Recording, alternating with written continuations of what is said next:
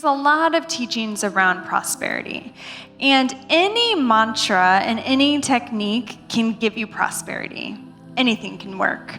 That's the way the system is designed. So you could just chant Sat Nam all your life or Waheguru, and it's going to configure your energy in a certain way to be prosperous. So that's a given. But there's certain mantras that you can use to accelerate prosperity, and certain kriyas you can do to help expedite that. And when we come to certain times in our life when we face difficulty, it's good to have a bunch of techniques in your back pocket that you can use. And that's what we're focusing on this series, is giving you different teachings and different techniques that you can use so you never feel stuck. And I knew this lady. She was a lawyer. She grew up from a very poor family, very, very poor. And she put herself through law school. She got scholarships. She worked really hard. And she could never make money as a lawyer. She just, it didn't make any sense. Where she worked in a very affluent community. She had all the degrees and everything around her, but she couldn't hold any money. She couldn't hold her clients. She just was always struggling. And I went to her office once, and the office was completely messy. There was just it was just clutter everywhere. And I was like, wow. And then I went to her home, and her home was the same way. There was clutter everywhere. And so the problem with her was she had some sort of block that she inherited from her family and her consciousness. Almost like she didn't think that she deserved a prosperous life, where anybody else with her type of brain and her type of education and her degrees, they would make a normal amount of money, right? Because that's what you do when you have those type of qualifications. But she had some sort of strange block, and she didn't realize where it came from, and she didn't care. And so what she did was I told her, I was like, money can't come to you if you have clutter everywhere. Money and prosperity, it's an energy field. And yeah, you can be a messy person and be very rich, yes. But if you don't have any money and you need money, that's one thing that you can start to do, is start organizing your environment so maximum energy can come through. And, I find myself constantly before big courses or trips, I'll just all of a sudden really want to clean out a closet. And I have a million of things to do, but I just become obsessed with cleaning out a closet. Have you ever experienced that? And that's because on a higher level, I feel a new energy field trying to come through, and I'm trying to prepare the environment to be able to hold it. So your environment and your own body, your body has to hold the frequency of prosperity, and so does your environment. It's very, very important. And so if you have a block is a, stuck piece of energy in your auric field, in your magnetic field. All you have to do is cut it. You cut it using this technology. It's a diagonal technology. And then you can turn a block and anything that is happening to you into good fortune, Yogi Bhajan says. So a block can become 2 triangles of energy. And then that can bring you prosperity. And I love this quote that he says. He says, what is keeping you poor is the same power which can make you rich. You simply change the gear. So if you think of an engine in a car, the engine in the car, you're in the car, you can go reverse, or you can go 65 miles per hour on the 405 freeway, right? It's the same concept. So the energy that you're spending not making money is the same energy you're going to use making money.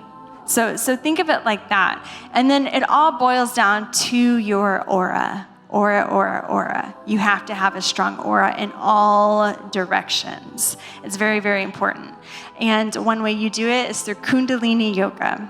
So if you encounter a block, if you just feel stuck and lethargic, things just aren't moving for you, one thing that you can chant is Ad Such, Jugad Such, Habe Such, Be. There's 2 Ad Suches.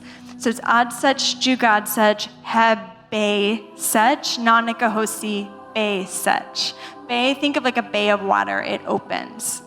And so Baba Siddhi-Chand actually gave that to one of the gurus who was writing Sukhmani, which is a shabad, a beautiful prayer, and he was stuck. And he gave him that mantra to help open up the space. So anything that's stuck in your life, or it's not moving the way you want it to do, you can just put that on and chant it. Got it? And then that, you don't have to concentrate on the block. You don't have to focus on it. Why do I have this? Because when you concentrate and you focus on it, all you're doing is magnetizing it. So you just chant it, and then the mantra has its own intelligence. It will go in and clear everything out. So that's one thing you chant when you have blocks. And then if you're on the way to making more money, it's a good thing to add it to your practice. You could just do 3 minutes a day while you drive. And then the other thing that you can chant, we've gone over this a few times, but Bahota Karam, which is the 25th Poti of Japji. So Yogi Bhajan, who was very, very rich several times in his life, he was zeroed out twice. So he was very, very rich, he lived like a prince, and then all of a sudden he didn't even have enough food to eat. And so he used Bahota Karam to get it all back. And so Hari Jivan has this beautiful story where Yogi Bhajan was getting ready. They were going to go to an event. And he said, hand me that box, because he was getting ready, Yogi Bhajan. He wanted to put on some jewels. And so he opens up this box, and then he was just taken aback by all the beautiful jewels that were inside the box. And Hari Jivan heard him say under his breath, Bahota Karam, like it all came from that. So you chant that 11 times a day. A minimum, 11 times a day to help. And then if you came to this planet and you don't have any prosperity, so let's say you're just constantly broke, this will rewrite it for you. That's how powerful it is. So you chant it 11 times. And then if you really are serious about making money, you take your tantric numerology, you take the year that you were born, you add up all the digits. So 1983, 1 plus 9 plus 8 plus 3 is 18, 19, 20, 21. 21. And then I take the 21 and I break it down. 2 plus 1 equals 3. So that's my experience number.